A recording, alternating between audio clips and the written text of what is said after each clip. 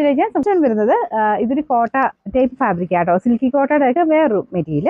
നമ്മുടെ നോർമൽ കോട്ടയെക്കാളും കുറച്ച് ഡിഫറെൻ്റ് ആണ്. ഒരു സ്ക്വയറിന്റെ ഡിസൈൻ കുറച്ച് നമുക്ക് വിസിബിൾ ആയിട്ട് കാണാൻ പറ്റും. ഫ്രണ്ട് പോർഷനിലെ വർക്ക് ഇതാട്ടോ. ഇതിന്റെ തന്നെ ഈ ഒരു ഓൾമോസ്റ്റ് സെയിം കളർ ചാർട്ട് തന്നെ ഡിസൈൻ വ്യത്യാസം ഞാൻ നേരത്തെ കൊണ്ടുവന്നിട്ടുണ്ടായിരുന്നു. എല്ലാവർക്കും ഇഷ്ടപ്പെട്ടൊരു മോഡലാട്ടോ. നല്ല കളേഴ്സ് ആണ്. പിന്നെ മെറ്റീരിയൽ കുറച്ച് ഡിഫറെൻ്റ് ആണ്. നമുക്ക് വെറൈറ്റി ഒരു ഫീൽ കിട്ടുകയും ചെയ്യും. അതിൻ്റെ ദുപ്പട്ടയാണെങ്കിലും സെയിം ഫാബ്രിക് ആട്ടോ. നമുക്ക് ആ ഒരു സിൽക്കി കോട്ട വരുന്നതിനേക്കാളും കുറച്ചുകൂടെ നമുക്ക് ആ ഒരു മയം തോന്നിക്കും.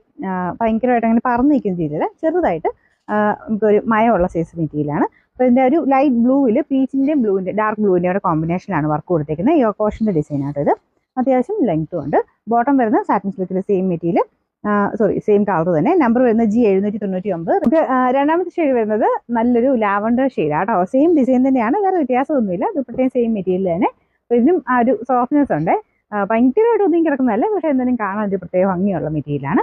ഇതിന്റെ നമ്പർ G798. ഷെയ്ഡ് വരുന്നത് ലൈറ്റ് ഒരു ഗ്രീൻ്റെ ഷെയ്ഡ് ആട്ടോ. അപ്പോൾ ഇതിനകത്തും പീച്ചിന്റെ കോമ്പിനേഷൻ തന്നെയാണ്. കാണാൻ നല്ല ഭംഗിയുള്ള ഷെയ്ഡ് ആട്ടോ ഇത്. ഇതിന്റെ നമ്പർ വരുന്നത് G797.